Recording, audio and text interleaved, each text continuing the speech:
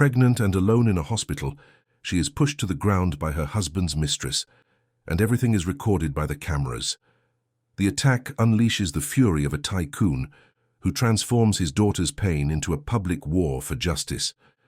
But when the video explodes across the country, old secrets return, and the story makes it clear that nothing ended there. If you like stories like this, watch until the end, subscribe to this channel, and leave your comment saying where you're listening from. St. Luke's Hospital, located in the Mayfair district of London, was an oasis of marble and glass among the metropolis's skyscrapers. In the corridors of the 4th floor, where the high-end obstetrics wing was situated, Victoria Niven waited alone, her hands resting on her 7-month pregnant belly, in an empty waiting room at that hour of the afternoon.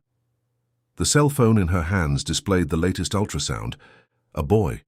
Gabriel would be his name, chosen with Henry in one of the rare moments of harmony they still shared. Victoria observed the image with a mix of hope and melancholy as flashbacks invaded her mind.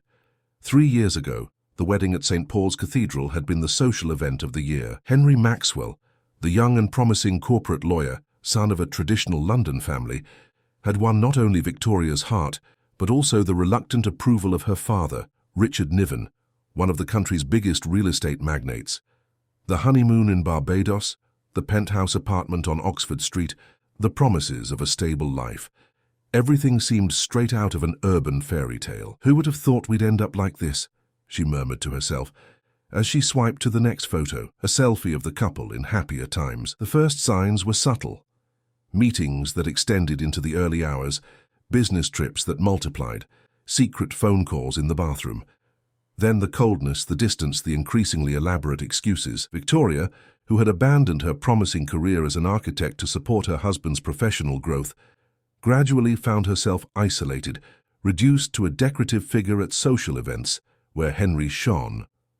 The pregnancy, discovered 7 months ago, did not bring the couple closer as Victoria had hoped. On the contrary, it seemed to accelerate the process of estrangement. That afternoon, as she waited alone for her prenatal appointment, the last unanswered messages on WhatsApp seemed to symbolize everything her marriage had become. A unilateral conversation, full of painful silences. The vibration of her cell phone pulled her from her thoughts. It wasn't Henry, as she had already expected. It was an Instagram notification. Someone had tagged Henry in a recent photo from a business lunch at the Savoy Grill. Victoria immediately recognized the woman next to her husband, Christina Vance, owner of one of the fastest-growing digital communications agencies in London. Great meeting with our star lawyer. A partnership that will revolutionize the market is coming. Legal marketing. Nidu new projects, read the caption. Victoria felt her stomach sink. It wasn't the first time she had seen photos of the two together, but something in Christina's smile, in the way her arm casually touched Henry's, set off an alarm she had been trying to ignore for months. A noise at the waiting room door interrupted her thoughts, and then, like a materialization of her worst fears, Christina Vance entered, wearing a red-tailored suit that contrasted dramatically with the neutral decor of the hospital environment. "So this is where you hide, while your husband works to maintain your lifestyle?" Christina's voice was soft, but loaded with thinly veiled hostility. Victoria felt her throat dry. "What are you doing here?" "I came to personally meet the woman who has been the biggest obstacle to Henry's happiness." Christina advanced a few steps, her heels echoing on the porcelain floor. "Do you really think he still loves you?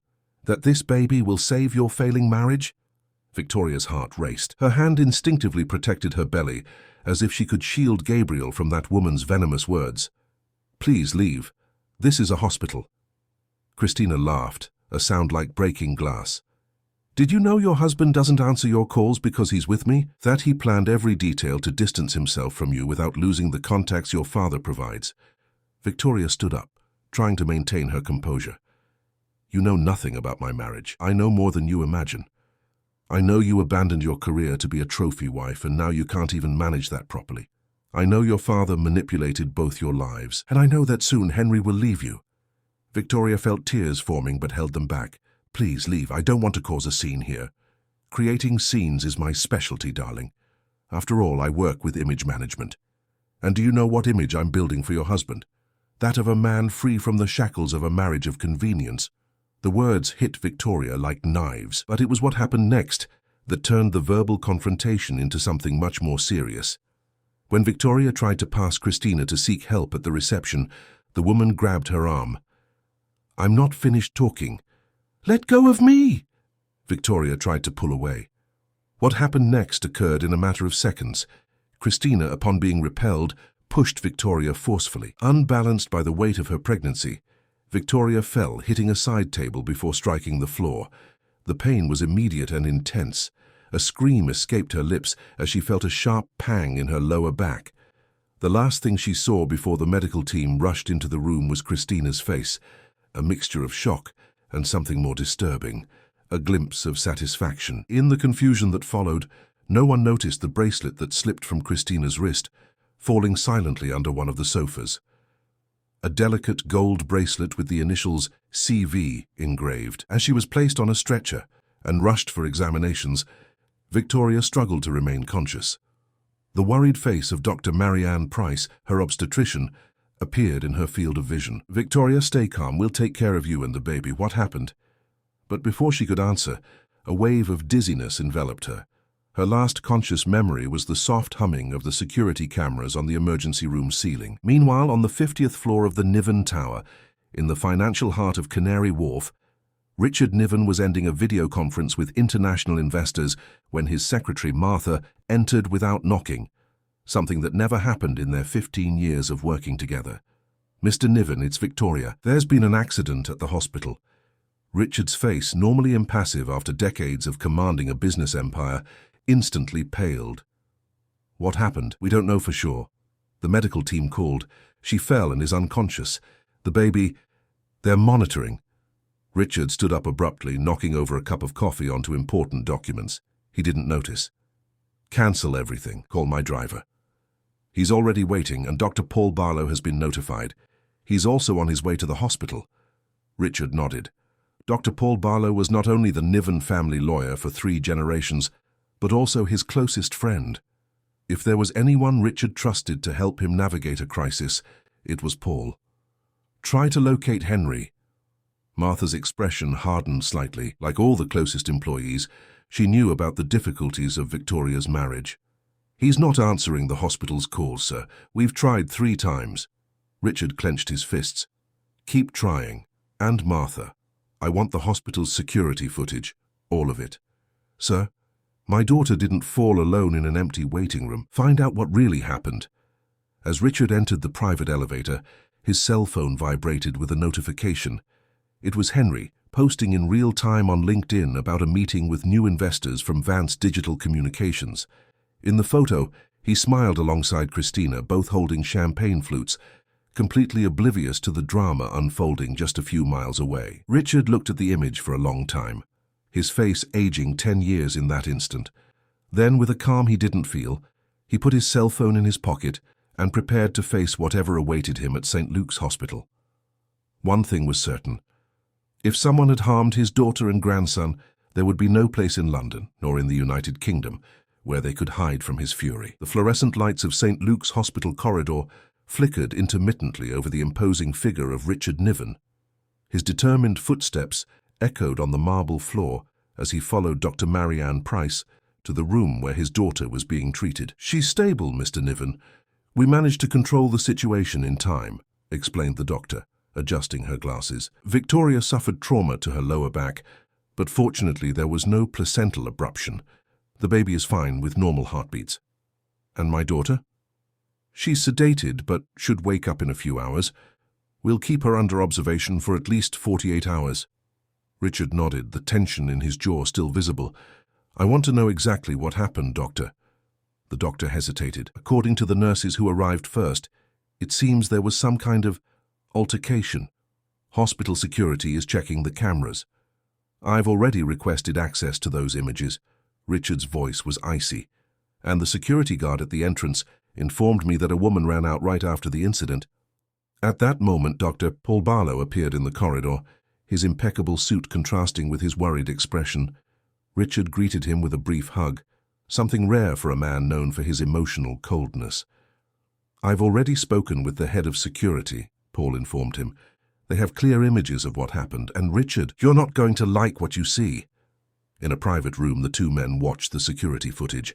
The video clearly showed Christina Vance entering the waiting room with determination, the confrontation with Victoria, and finally, the push that caused the violent fall. "That woman," Richard's voice trembled with rage. "It's the same one from the photo with Henry." Paul nodded, his eyes still fixed on the screen. "Christina Vance, owner of Vance Digital, one of London's most influential marketing agencies today.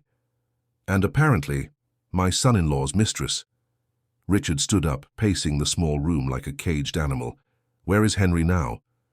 "We still haven't been able to locate him. His last social media post was at the Savoy Grill about 3 hours ago." Richard grabbed his cell phone, dialing Henry's number for the 10th time. Again, it went to voicemail. "Notify security. Henry Maxwell is prohibited from seeing my daughter. I don't want that traitor within 100 yards of this hospital." Paul raised his eyebrows. "Richard, he's still her husband and the child's father." "A husband who's at a champagne lunch while his pregnant wife is assaulted by his mistress?" Richard shook his head. "No, Paul. This ends today." Meanwhile, on the ground floor of the hospital, a young reporter from the London Sentinel portal tried to get information about the unusual movement in the VIP wing. Camilla Lewis, 29, a former university colleague of Victoria's at University College London, UCL, wasn't there by chance. "Sorry, but I cannot provide information about patients," the receptionist repeated for the 3rd time. Camilla was about to insist when she noticed a small object shining under one of the lobby sofas.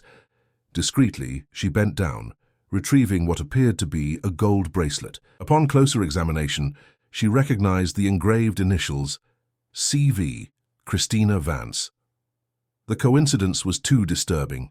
Years ago, Camilla had been fired from a major magazine after publishing an investigative report on corruption that implicated some powerful advertisers. One of the people who publicly attacked her, accusing her of sensationalism, was precisely Christina, whose agency represented several of those involved in the scandal.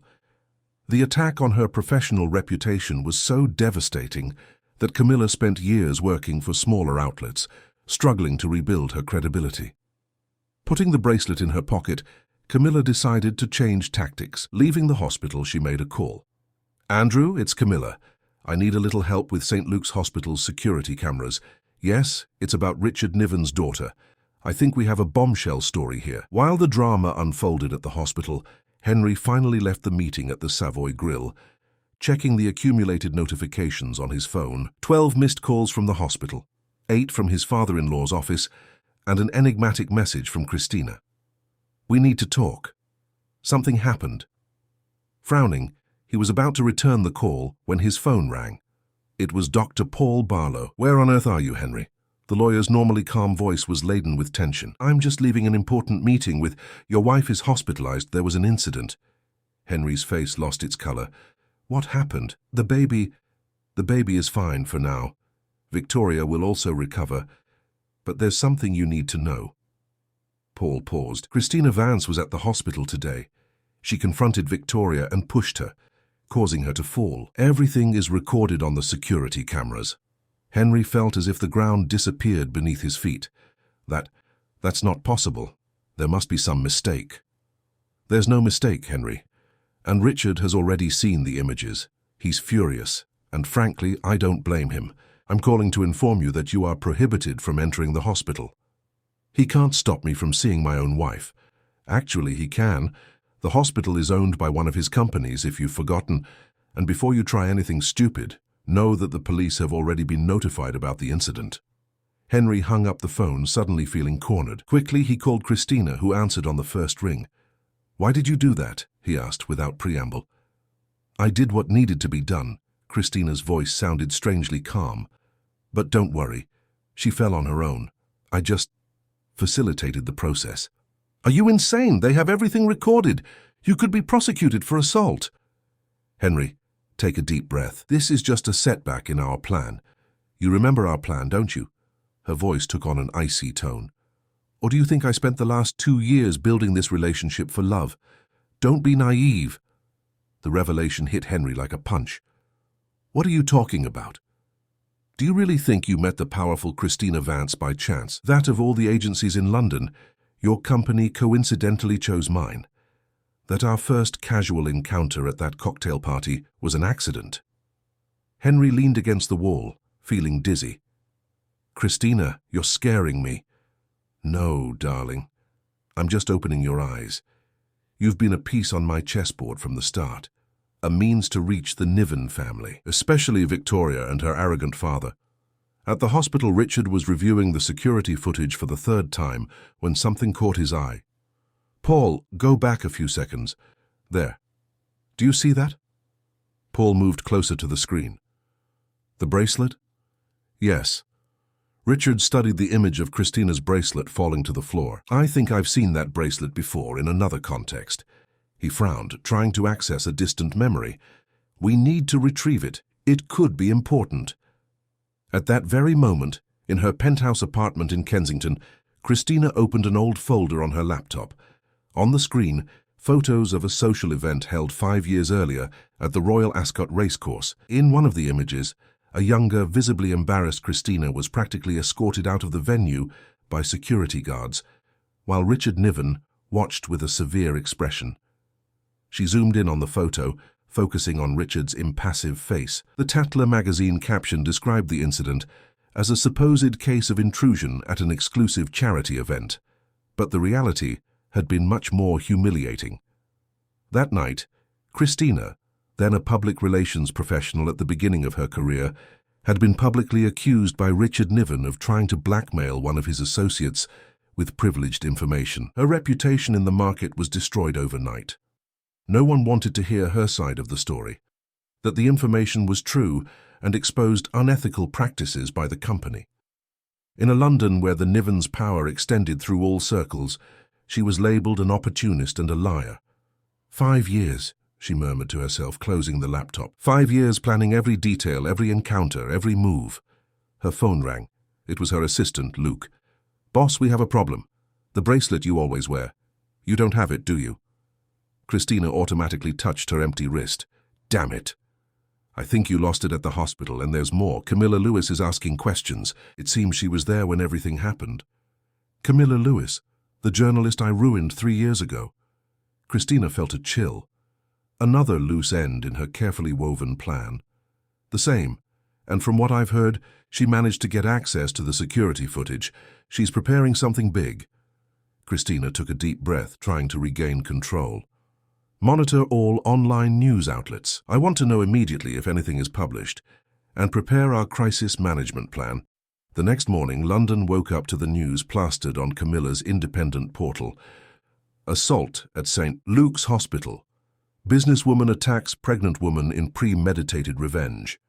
The article included not only images of the assault, but also documents showing suspicious financial transfers between Henry's company and Vance Digital, suggesting a hidden commercial relationship that went far beyond an extramarital affair. At the hospital, Victoria finally woke from the sedative. Her father was by her side, holding her hand. Dad, her voice was hoarse. The baby? He's fine, my daughter. You both are safe now. Victoria closed her eyes for a moment, relieved. Henry? Richard exchanged a look with Paul, who was also in the room. Victoria, there's a lot you need to know, but not now. Now you need to recover. It was her, wasn't it? Christina, she came here. Tears began to stream down Victoria's face. Why does she hate me so much? I don't even know her properly. Richard held his daughter's hand more tightly. Actually, maybe you do know her, even without realizing it, and I also bear some of the blame for this. He hesitated. Remember that incident at the Royal Ascot Racecourse a few years ago, the woman who was expelled for trying to blackmail Caldwell? Victoria frowned. Vaguely, you were furious that night. That woman was Christina Vance, and now, looking back, I realize that perhaps I made a terrible mistake by not investigating her accusations better. On the other side of the city, Camilla received an unexpected call. Ms. Lewis, this is Paul Barlow, lawyer for the Niven family. Mr. Richard would like to invite you for a private conversation. He was impressed with your article. Camilla smiled, twirling the bracelet with the initials CV that she had found at the hospital between her fingers. Tell Mr. Niven I'd love to talk. I have something that belongs to him, or rather, That belongs to the case we are building. At the hospital, Victoria looked out the window at the London skyline, one hand resting protectively on her belly. The world she knew was crumbling, but an unusual feeling began to emerge between fear and sadness. Determination. For the first time in a long time, she felt she needed to fight. Not for her ruined marriage, but for herself and her son's future. 3 days after the incident at the hospital, Richard Niven's triplex penthouse in the City Gardens penthouse had transformed into an operations centre. In the spacious living room with panoramic views of Hyde Park, Paul Barlow, Camilla Lewis, and a team of crisis advisors discussed strategies while Victoria, recently discharged from the hospital, rested in her room. Camilla's article was just the beginning, explained Paul, adjusting his Italian-framed glasses. Cristina is already counterattacking on social media, positioning herself as a victim of a corporate conspiracy. On the screen mounted on the wall, they watched the video Cristina had published that morning on her Instagram with over 1 million followers. In it, visibly emotional, she stated, "I am being persecuted for daring to challenge the powerful. What you saw was edited to incriminate me. The truth is that I went to the hospital to attempt a reconciliation after threats from the Niven family, and Victoria lost her balance during our conversation." Richard turned off the video with an irritated gesture. "It's unbelievable. She pushes my pregnant daughter, almost causes a disaster, and still manages to portray herself as a victim." Camilla, sitting on the sofa with her notebook open, smiled discreetly. "That's exactly how she's been destroying reputations for years. First she attacks, then she reverses the roles. She did the same to me when I published that corruption report." The journalist nervously twirled Cristina's bracelet between her fingers, the piece that had become crucial evidence, with DNA that could confirm Cristina's presence at the exact location of the assault. "But now we have something she didn't expect," Camilla continued. "In addition to the video and the bracelet, my team discovered financial transfers between Henry's company and her agency dating back even before the supposed affair began." "We're talking about long-term planning," Paul intervened. "The problem is, we need more to completely destroy her narrative. Cristina has many allies in the media and on social media. There are already hashtags in her favor." Richard, who was observing the city through the window, turned to the group with an expression his business competitors knew well, the one that preceded his boldest moves. "Then we'll give them a bigger show, something they can't ignore or distort." Meanwhile, in her room, Victoria leafed through old photo albums, images of her life before Henry, of her graduation in architecture from University College London, UCL, of trips with friends who were gradually distanced after her marriage. It was like rediscovering a version of herself that had been silently erased. A soft knock on the door interrupted her thoughts. It was Camilla bringing a tray with chamomile tea. "I thought you might want something warm," the journalist offered, placing the tray on the bedside table. Although they had studied together, the two women were not close. Camilla had always been more combative, while Victoria, even before her marriage, tended to avoid conflict. "Thank you, Camilla, and thank you for the article too. It must not have been easy to publish something like that against someone as powerful as Cristina." Camilla shrugged, sitting in the armchair near the bed. "Let's just say it was a personal pleasure. She also destroyed my career once." Victoria frowned. "What do you mean?" "Remember that report on bribery schemes in public tenders that I published a few years ago, the one that cost me my job in London?" Camilla waited for Victoria to nod. "Cristina represented 3 of the companies mentioned. She orchestrated a campaign to discredit me, suggested that I had fabricated evidence, and even insinuated that I was extorting sources." "My God, I didn't know." "She's an expert at destroying reputations, Victoria, and from what we've discovered, you and your family were her targets for a long time." A heavy silence hung between them, broken only by the distant sound of conversations in the living room. "Why?" Victoria finally asked, her voice almost a whisper. "Why so much hatred?" Camilla hesitated before answering. "Didn't your father tell you about the incident at the Royal Ascot racecourse?" "He mentioned something, but didn't go into detail. He said Cristina was expelled from an event for trying to blackmail someone." "The story is more complicated," Camilla explained, choosing her words carefully. "Cristina had proof that one of your father's main associates, Robert Caldwell, was involved in a money laundering scheme. Instead of investigating the allegations, your father publicly humiliated her, accusing her of attempted extortion. The result was devastating for her career." Victoria felt a weight in her chest. And she was right. About Caldwell. Unfortunately, yes. 2 years later, he was arrested in Operation Clean Sweep, precisely for the crimes she had reported. But by then, her reputation was already destroyed in traditional corporate circles. Camilla paused. That's when she decided to rebuild her career independently, focusing on digital marketing and crisis management, and apparently planning an elaborate revenge. Using my husband as a pawn, Victoria completed bitterly. Yes, according to the emails we found, she began strategically approaching Henry at least 2 years ago. The romantic conquest came later, when he was already professionally entangled. Victoria closed her eyes, feeling a mix of anger and pain that seemed physical. And I was just collateral damage in this war. No, Camilla said firmly. You were a specific target. Affecting you was a way to hit your father where it would hurt most. In the living room, the meeting continued. Richard outlined his plan, a charity event for the inauguration of St. Luke's Hospital's new pediatric wing, with the presence of influential figures from London society, the press and digital opinion leaders. It will be the perfect stage to present the truth, he explained. With irrefutable evidence, unedited videos and testimonies from people who have been harmed by Christina over the years, Paul seemed hesitant. Richard, are you sure? A public confrontation of this magnitude could backfire. It won't be a confrontation, Richard replied. It will be a revelation, and the more public, the harder it will be for her to distort the facts later. At that moment, the bedroom door opened and Victoria entered the living room, leaning slightly on Camilla. Everyone fell silent, surprised to see her standing. I want to participate, Victoria announced, her voice firmer than anyone would expect from someone in her condition. If you're going to expose the truth, I want to be present. Richard approached his daughter, concerned. Victoria, you just left the hospital. You need to rest. I've rested too much, Dad. I spent the last few years resting while my life was manipulated. She looked around the room, facing each person present. This isn't just about Christina or Henry. It's about me, about who I was and who I became, about the choices I allowed others to make for me. A respectful silence followed her words. Finally, Paul spoke. If you're going to participate, we need to prepare properly. Christina is smart and has many contacts. She will certainly try to prevent the event or, at the very least, distort its narrative.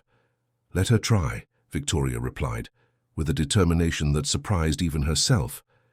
In the 2 weeks that followed, as the charity event was organized, the media war between the two sides intensified. Christina, using her expertise in digital communication, managed to create a narrative of persecution against an entrepreneurial woman who dared to challenge the establishment. Despite the clear video of the assault, experts emerged questioning its authenticity, and bloggers suggested conspiracy theories about manipulation by the Niven family. Henry, for his part, remained away from the center of the controversy, issuing only a laconic statement through his lawyer, asserting that he deeply regretted the incident and would cooperate with investigations. Internally, however, he was in a panic, watching his carefully built career crumble amidst the public scandal. On a rainy afternoon, Henry mustered the courage to try direct contact with Victoria, sending a message. We need to talk. There are many things you don't know. I'm not the villain in this story. Victoria read the message several times before replying, Too late for explanations, Henry. You had 3 years to be honest with me. Meanwhile, in Christina's apartment in Kensington, the businesswoman commanded a team of public relations and lawyers trying to contain the damage to her image. Her main problem was the lost bracelet, a personalized item that had been a gift from her deceased father and contained not only her initials, but also her fingerprint on the special clasp. We need to retrieve that bracelet before the event, she instructed her assistant Luke. Offer whatever is necessary to the hospital cleaning staff, to the security guards, to anyone who might have found it. We've already tried, boss, Luke replied nervously. No one admits to having seen the bracelet. It's as if it evaporated. Christina slammed the table, frustrated. Nothing evaporates in this city. Someone found it and is keeping it as a trump card. What she didn't know was that the bracelet was already in a private forensic laboratory, hired by Paul Barlow, where DNA samples were being extracted and compared with traces left on Victoria during the assault. Small scratches on her arm where Christina had grabbed her. On the eve of the event, an unexpected revelation came through Camilla. The journalist had gained access to messages exchanged between Christina and Henry over the past 2 years, thanks to a former employee of Christina's agency who had kept copies as collateral after being unfairly dismissed. "This is pure dynamite," Camilla explained, showing the conversations to Richard, Paul, and Victoria. They openly discussed the plan to destabilize the Niven family. Henry provided privileged information about the businesses, while Christina worked to weaken the company's public image. Victoria leafed through the printouts with surprising calm. "Here, he mentions my pregnancy as an unexpected complication and suggests postponing the main plan until after the birth." Richard, who rarely showed emotions, could not contain his indignation. "That scoundrel used my daughter as a pawn for 2 years, while I welcomed him into my home, treated him like family." "The question is, do we use this tomorrow?" Paul asked. "Exposing Henry in this way will also affect Victoria and the baby." All eyes turned to Victoria, who took a deep breath before answering, "Use everything. I will not protect a man who never cared to protect me." Her voice trembled slightly, but her eyes remained firm. "But with one condition. I want to speak. I will not just be the pregnant victim in the event photos. I want to tell my own story." On the morning of the charity event, the grand auditorium of St. Luke's Hospital was packed.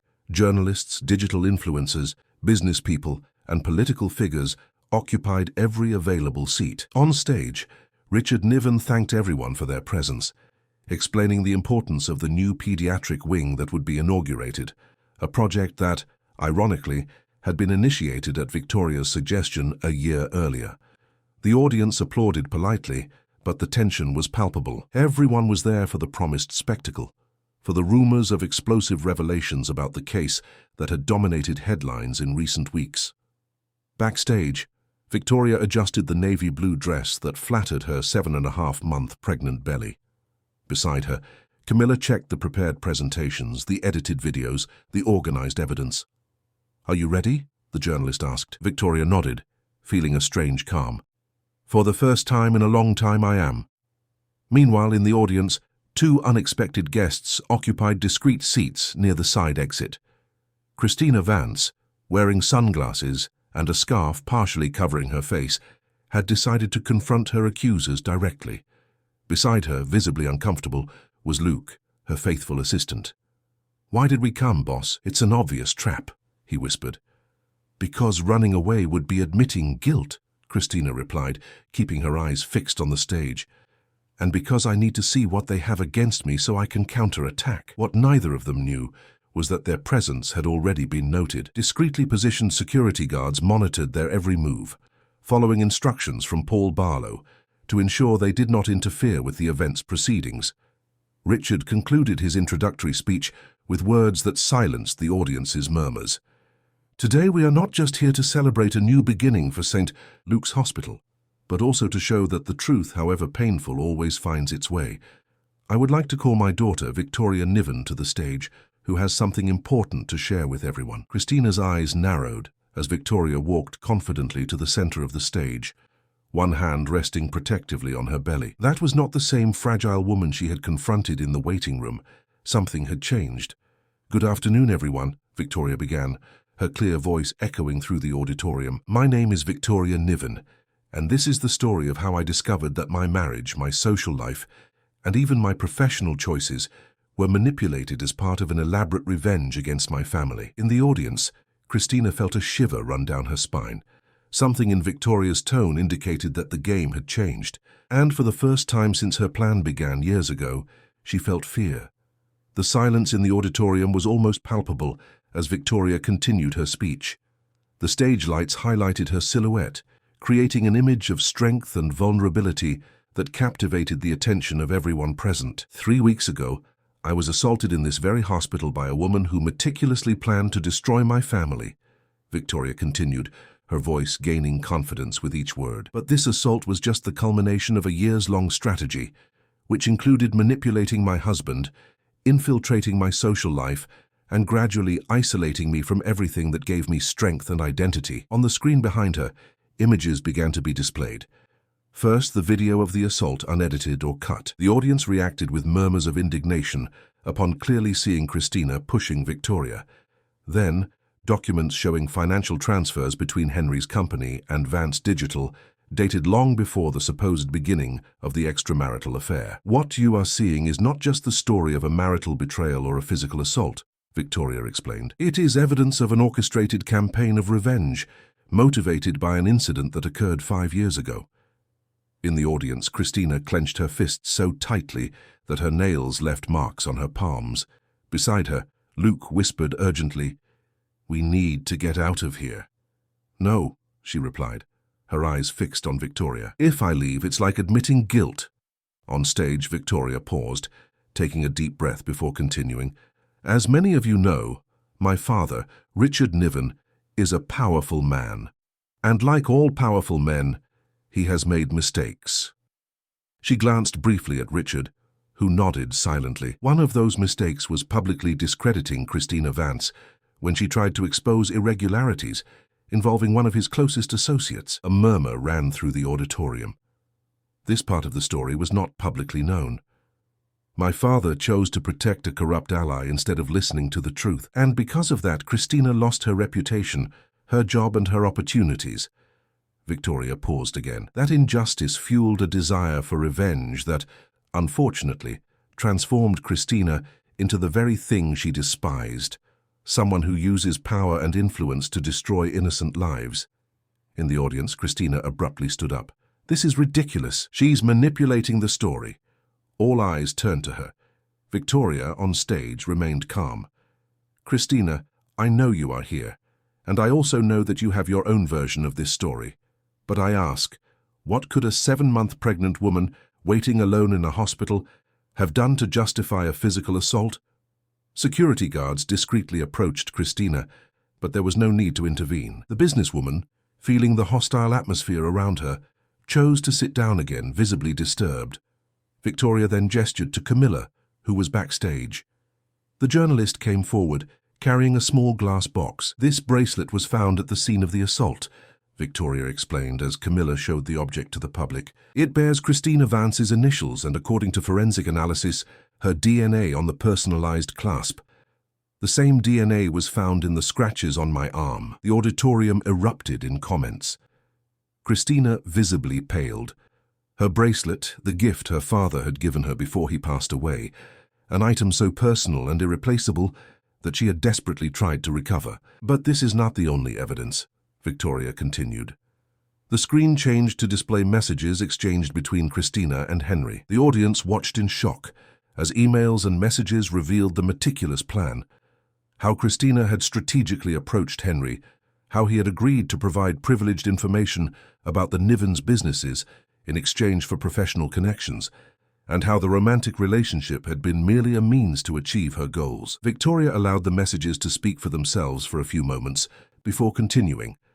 "My husband, Henry Maxwell, is not here today. He chose to hide instead of facing the consequences of his choices. But I want to make it clear that he was not just a manipulated victim. He was an active participant in this conspiracy." In the last row of the auditorium, a man in a dark suit watched everything intently. Henry, wearing sunglasses and a 5 o'clock shadow to disguise his identity, could not take his eyes off the wife he had betrayed. For the first time, he truly saw her, not as the docile wife he imagined he had, but as a woman of strength and principles he had never truly known. "When I found out I was pregnant, I believed it would strengthen our marriage," Victoria continued. "Instead, I discovered in messages that my own husband described my pregnancy as an unexpected complication for his plans." Murmurs of indignation echoed through the auditorium. At the back of the room, Henry sank further into his chair. "But this story is not about revenge," Victoria stated, surprising everyone.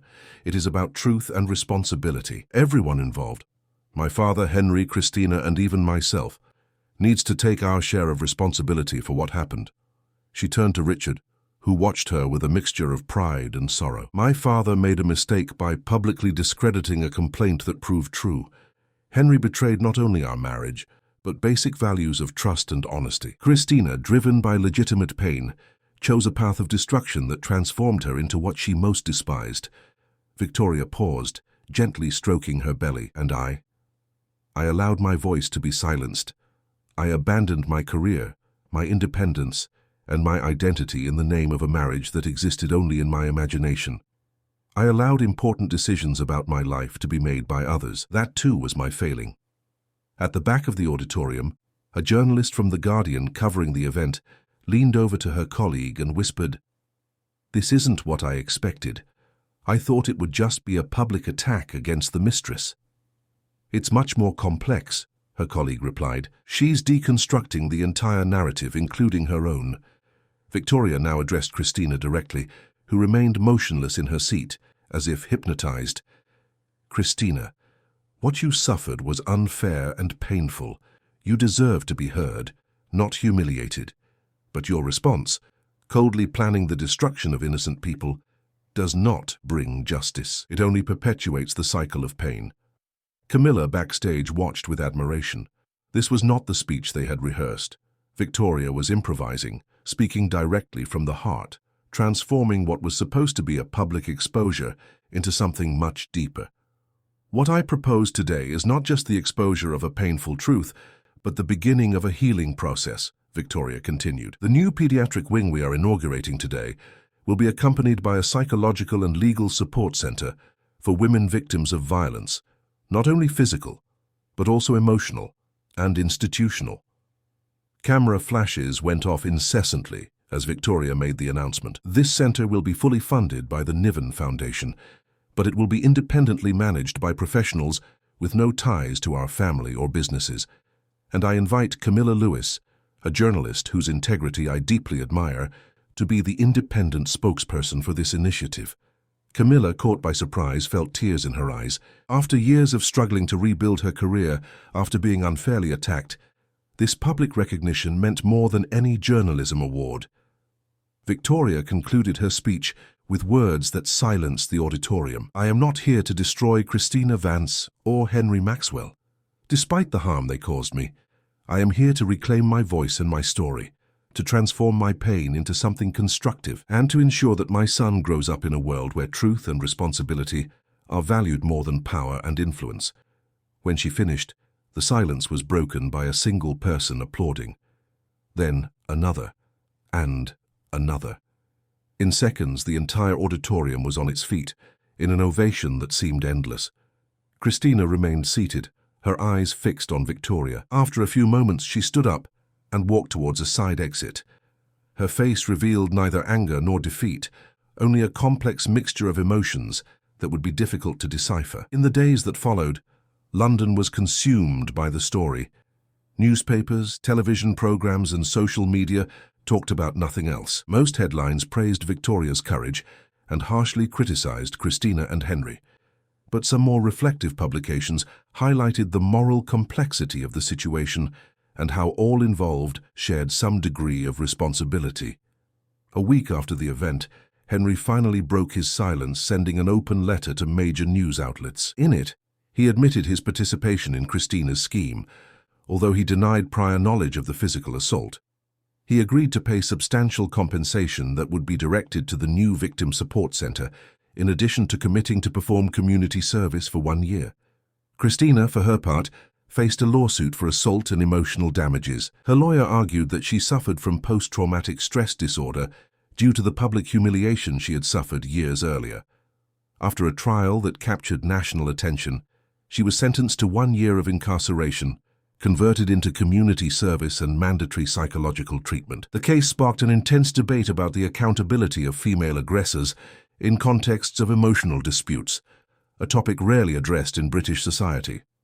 Various experts appeared in the media discussing how women can also perpetrate violence, albeit in contexts and forms often distinct from male patterns. 2 months after the event in the same St. Luke's Hospital where everything had begun, Victoria gave birth to a healthy baby boy.